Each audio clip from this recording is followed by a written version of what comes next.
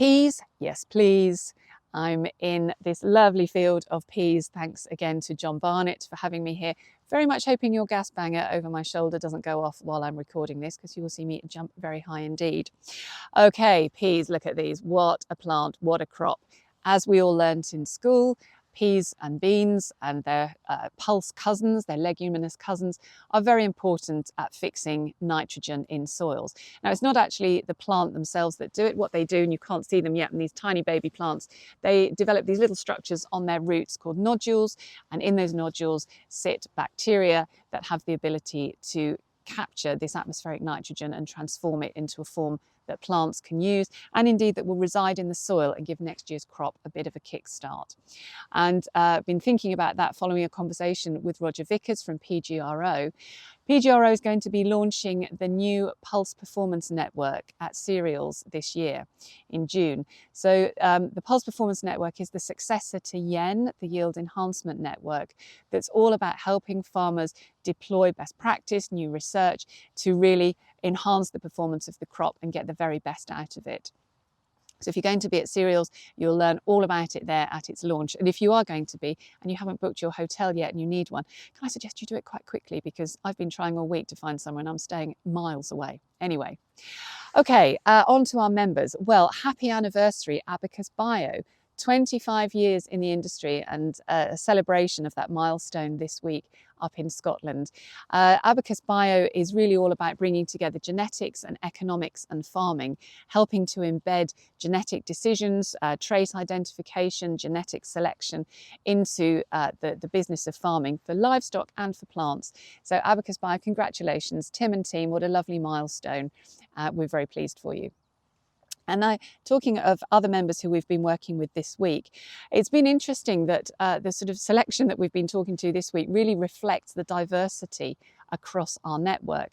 So we have investors. So it's great to talk to Sean Butler from Cambridge Agri-TechE yesterday. We have universities. Harper Adams had a great chat this morning. They're all about, obviously, teaching, education and research.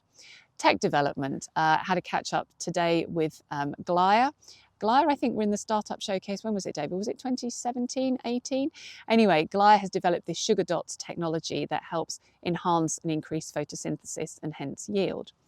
Laura had a catch up with Hyperplan. Hyperplan is based in France. They've got this sort of farm digital software platform that is helping to identify and mitigate risks really before they arise. So really important kind of risk mitigation software there.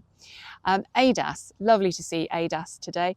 They're sort of the UK's leading independent consultancy, advice, R&D. You all know what ADAS do, and it was lovely to catch up with them. And obviously farmers sit at the heart of everything we're all doing, and had a meeting with the Crown Point estate. They're a big estate based in Norfolk. So really nice kind of diverse smorgasbord of our membership. And if you are thinking about joining Agri-TechE and you want to know how much it is, it's the entry level is the equivalent of 2 Costa coffees a week. So what better value could there be?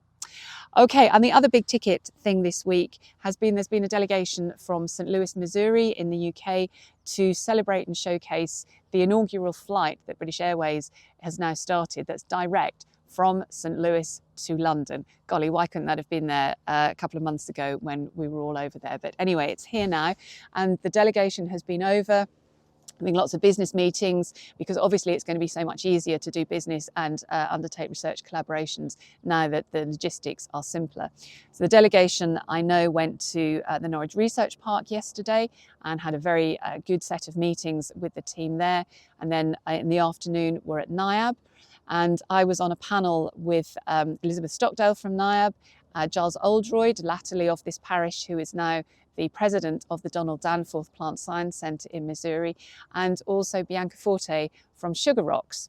So we were talking about things like how the shift to regen agriculture might influence research priorities, what that means for new collaborations, partnerships, and then how you scale some of those activities.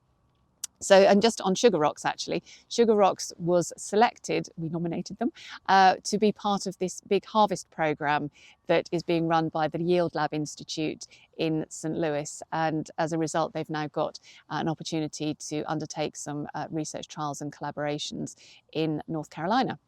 So congratulations to you.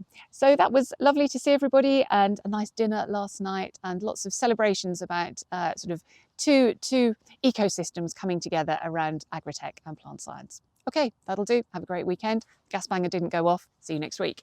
Thanks for joining us for this week's Agri-Tech update. Subscribe, share and stay connected. And don't forget to sign up for our newsletter to get the latest innovations straight into your inbox. See you next week.